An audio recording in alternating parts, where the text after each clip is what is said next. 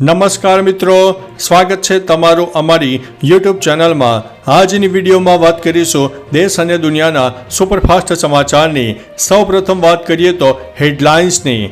સંસદમાં બજેટ પર બોલ્યા રાહુલ ગાંધી। મછલીપટ્ટનમમાં મહાકાય માછલી જાળમાં ફસાઈ। અમદાવાદ વડોદરામાં ગઈકાલે જળબંબાકાર।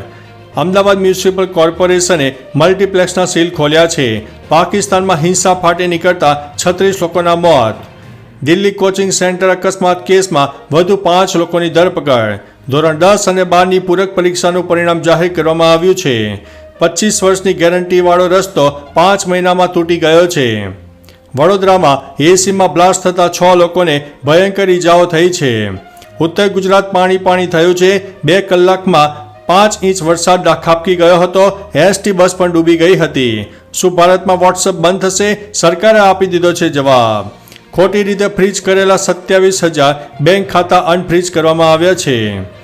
મધ્યપ્રદેશના મુરૌનામાં ટ્રકે ટ્રોલીને ટક્કર મારતા 2 કાવડિયાના મોત થયા છે। ગાંધીનગરના 207 ધાર્મિક સ્થળોને નોટિસ, હિન્દુ સંગઠનો નારાજ થયા છે। હવે મિત્રો વિસ્તારથી વાત કરીએ તો ગાંધીનગરની। ગાંધીનગર જિલ્લા તંત્ર દ્વારા શહેર અને જિલ્લાના 207 ધાર્મિક એકમોને જગ્યાના પુરાવા હોય તો રજૂ કરવા માટે નોટિસ આપવામાં આવી છે। એટલે કે જો પુરાવા ન હોય તો ધાર્મિક દબાણો દૂર કરવામાં આવશે। હવે આ મુદ્દે હિન્દુ સંગઠનોમાં ખૂબ રોષ ફેલાયો છે।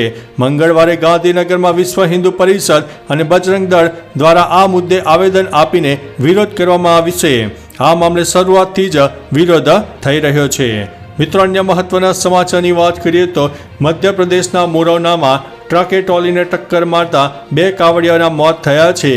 મધ્યપ્રદેશના મુરૌનામાં એક ટ્રકે ટ્રોલીને ટક્કર મારતા ટ્રોલીમાં બેઠેલા 2 કાવડ યાત્રીઓના મોત થયા છે। આ અકસ્માતમાં 15થી વધુ લોકો ઘાયલ પણ થયા છે।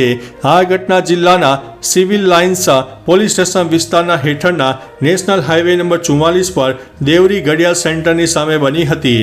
સવારે બનેલી ઘટના બાદ કાવડ યાત્રીઓ રાષ્ટ્રીય ધોરીમાર્ગ બ્લોક કરી દીધો હતો, કારણ કે કાવડ યાત્રીઓને હાઈવે ઉપર હોબાળો મચાવ્યો હતો। મિત્રો, અન્ય મહત્વના સમાચારની વાત કરીએ તો ખોટી રીતે ફ્રીઝ કરાયેલા 27,000 બેંક ખાતા અનફ્રીઝ કરાયા છે। સાયબર ગુનાઓમાં ફ્રીઝ થયેલા બેંક એકાઉન્ટમાંથી 27,000 જેટલા બેંક ખાતા પોલીસે અનફ્રીઝ કરીને જનતાને રાહત આપી છે। રાજ્ય પોલીસ વડા વિકાસ સહાય દ્વારા પોલીસ પર થઈ રહેલા આક્ષેપોને પગલે આ મામલે સાયબર સેલમાં ફરજ બજાવતા આઈપીએસ અધિકારીઓના સૂચનો મેળવીને નિર્ણય લેવાયો હતો। જે બેંક ખાતામાં પહેલીવાર ફ્રોડના નાણાં જમા થયા હોય તેવા બેંક ખાતા ફ્રીઝ કરવા નહીં, જેથી લોકોને રાહત મળી છે। મિત્રો, અન્ય મહત્વના સમાચારની વાત કરીએ તો શું ભારતમાં વોટ્સઅપ બંધ થશે? સરકારે આપ્યો છે જવાબ। કોંગ્રેસના સાંસદ વિવેક ટંકાએ સંસદમાં પૂછ્યું છે કે શું ભારતમાં વોટ્સઅપ બંધ થવા જઈ રહ્યું છે?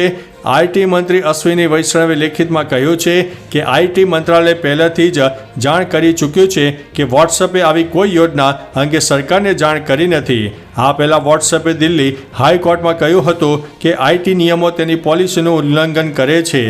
જો તેને સ્વીકારવાની ફરજ પડશે તો તેઓ ભારતમાં કારોબાર બંધ કરશે। મિત્રો, અન્ય મહત્વના સમાચારની વાત કરીએ તો ઉત્તર ગુજરાત પાણી થયું છે। 2 કલાકમાં 5 ઇંચ વરસાદ। એસટી બસ પણ ડૂબી ગઈ હતી।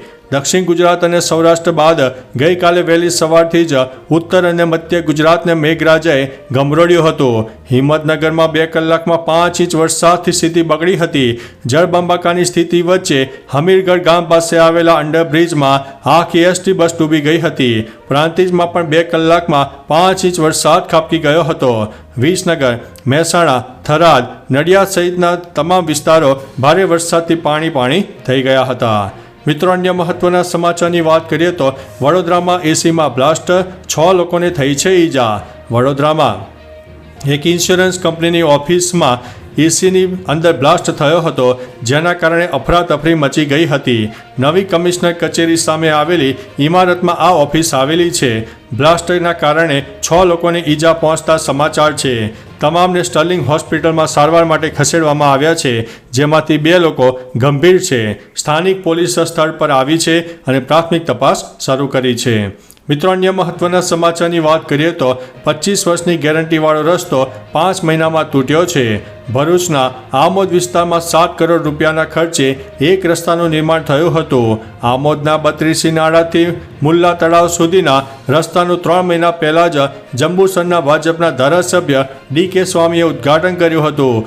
ઉદ્ઘાટન સમયે તેમણે એવો દાવો કર્યો હતો કે આવનારા 25 વર્ષ સુધી રસ્તાને કાંઈ નહીં થાય.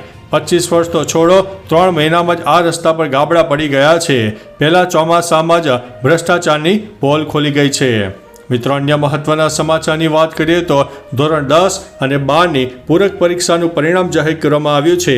જેમાં આ વખતે 12 સામાન્ય પ્રવાહમાં 49.26% પરિણામ, 12 વિજ્ઞાન પ્રવાહમાં 30.48% પરિણામ, તેમાં ધોરણ 10માં 28.89% પરિણામ આવ્યું છે.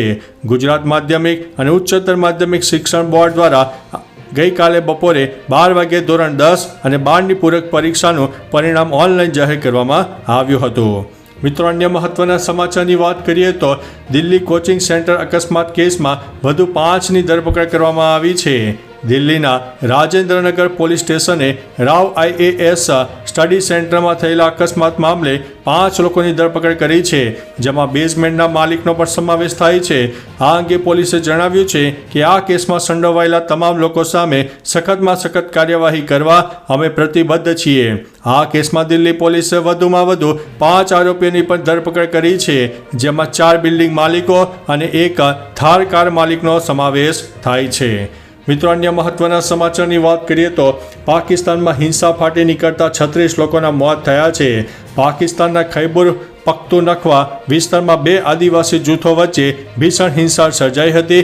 જેમાં અત્યાર સુધીમાં આંકડો 36 થઈ ગયો છે, જ્યારે સેંકડો લોકો હજી પણ ઈજાગ્રસ્ત છે. આ 2 જૂથ વચ્ચે 5 દિવસ અગાઉ ભીષણ ઝપાઝપી શરૂ થઈ હતી અને આ ઘર્ષણમાં હથિયારોનો ઉપયોગ પણ થયો હતો. એક સરકારી અધિકારીએ જણાવ્યું છે કે બીજા વિસ્તારોમાં પણ હિંસા અટકી જાય તેવા પ્રયાસ કરાઈ રહ્યા છે. ઉપરાંત 36 લોકોના આ હિંસામાં મૃત્યુ પણ થયા છે. મિત્રો, અન્ય મહત્વના સમાચારની વાત કરીએ તો અમદાવાદ મ્યુનિસિપલ કોર્પોરેશને મલ્ટીપ્લેક્સના સીલ ખોલી નાખ્યા છે. મ્યુનિસિપલ કોર્પોરેશને રાજકોટની ઘટના બાદ ફાયર અને BU પરમિશન વિનાની મિલકતો સીલ કરી દીધી હતી.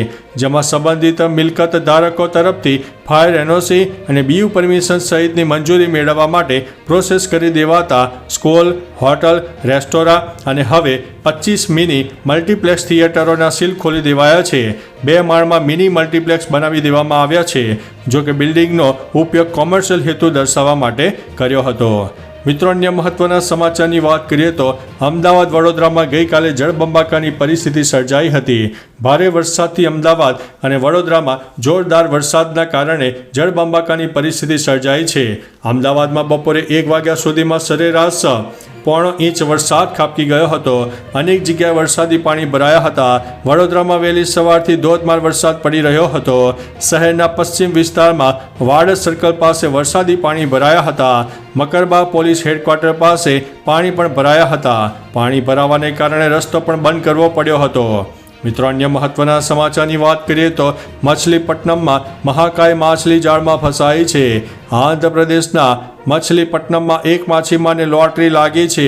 જાળમાં એટલી મોટી મહાકાય માછલી પકડાઈ છે કે તેને બહાર કાઢવા માટે ક્રેનની મદદ લેવી પડી છે. આશરે 1500 કિલોની બાહુબલી માછલી પકડાતા માછીમારનો આનંદ પાર નથી રહ્યો.